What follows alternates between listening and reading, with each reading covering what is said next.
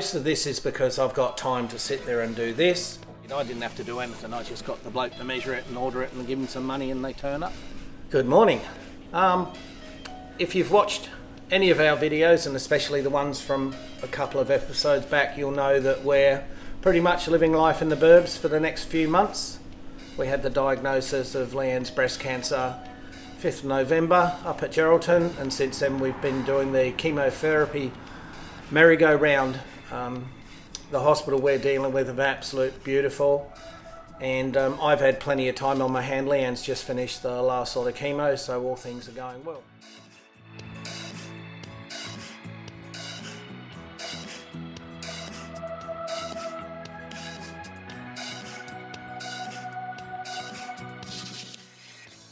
So while I've had time on my hand, there's things that I've wanted to do for the Dmax, so I'll just run them through really quickly.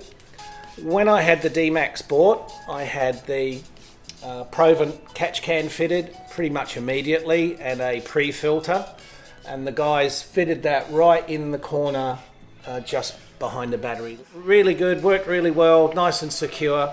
The only thing I didn't like about it is when I wanted to go and change the fuel filter, the pre-filter, which you don't have to do, every second week.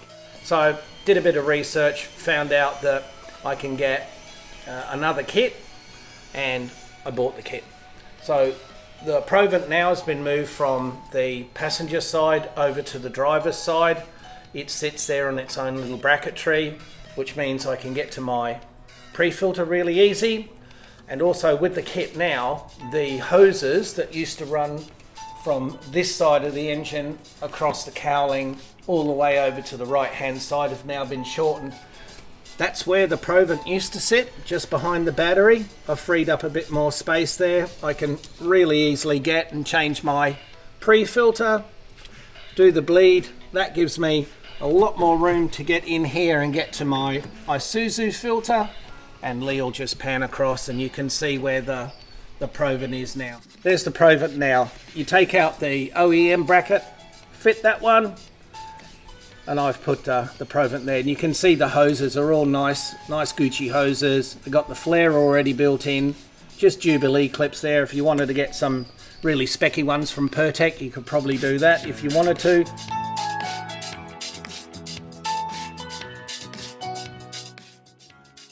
The next thing I did, because the Dmax lights, it's a 219 LSM base model, is I fitted some steady LED conversions to the high and low beam.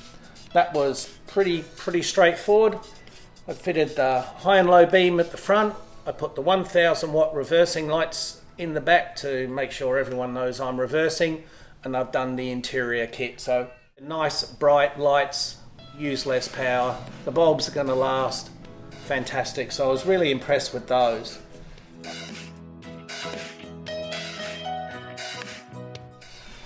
Thing I did yesterday, and I've done an install video about that, and Lee will put a link to that, is I fitted the Ison hubs. I got them sent over from Sydney. That only took about 2 weeks. Fitted them yesterday. Pretty easy install. There's plenty of other guys that have done good comprehensive install videos. So I fitted the Ison hubs. They all work as advertised. That's going to save my CV joints, and you know all the reasons why we do it. Tangible, though some of them are, but I've kept all the original stuff. I've just put it in a box and thrown it in the back. Next thing you did at the front, I've got the 150mm solar screen protector. Takes out all that bonnet for me, so when I'm driving along in the car I just don't have that light reflecting off me. It's obviously going to make it easier for me to see my scan gauge, make it easier for Leanne to see her navigator. It just cuts down on some of the glare. You must admit, it makes you look like a proper four-wheel drive. In the back I've got the solar screen in the back. I've got them both sides, obviously. Makes it really dark in there, and that's going to just help keep the cabin cool when we shoot off again, towing the van. The other good thing I like about those is, even though I've got really nice dark tint on the back, you do get, the worry that people are going to be cruising the car parks having a peek in, and as full-time RVs we leave stuff in the back. The only thing that I would say about having them in an urban environment, and I know you see the big rigs with them all over the place, just for my driving style, I'm always head on a swivel looking out down that quarter. I learned that from 12 years driving in the Middle East. You've got to have a head on a swick, and I don't like having that restricted view and relying just on my mirrors. When we're heading off on long runs, they'll stay up and I'll probably gradually get used to them. So that's the solar screens. Came in their own individual bags, so you can take them down when you don't want to use them. They had spare suction caps, which I thought was really nice. They're multi-layered and quilted, very well put together. I think they're a lovely product.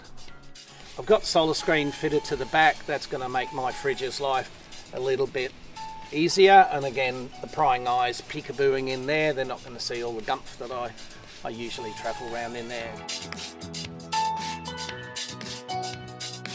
Right, the next thing that we did is, as we travel around Unadada Track, Gibb River Road, sundry other dirt roads and all the rest of it, the vacuum at the back just sucked in a hell of a lot of dust. I don't like dirt. Funny old thing, got a four-wheel drive. So I did a bit of research. I didn't like the ones with just the 3M proprietary tape you stuck on. When you're out in Australia, you know what it's like. I mean, Perth's just gone through record 42, 43 degree temperature. I defy any glue to stay stuck. So I did a bit of research and I found the EGR dust defense system. There was a great guy on the YouTube who did a really good install video, made it crystal clear. So we ordered one of those. Really well made, very heavy duty.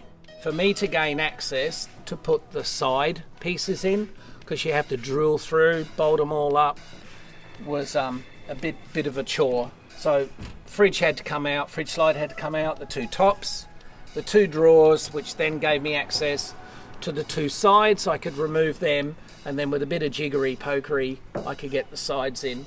It's got a really nice seal. Mine's not fitted exactly as the instructions say, because I had the drawers in. The drawer support made it very difficult to get rivets in, so I went down the old green shed there and bought me some self-tapping big boys. So I'm very happy with it at the moment. We haven't done any dirt roads because we're just more crawling at the moment, but that's something that I hope is going to make my life a little bit easier. I don't think it's going to 100% get any of the dust out. I don't think any of them do. It's just going to make your life a little bit easier. Had from Aero Class, I had like a tailgate support system, or one of those lift up and down, make it easier on you.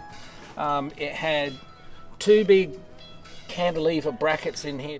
I didn't like it. It wasn't that clever. I found out that ARB did some nice German struts, one for up, one for down.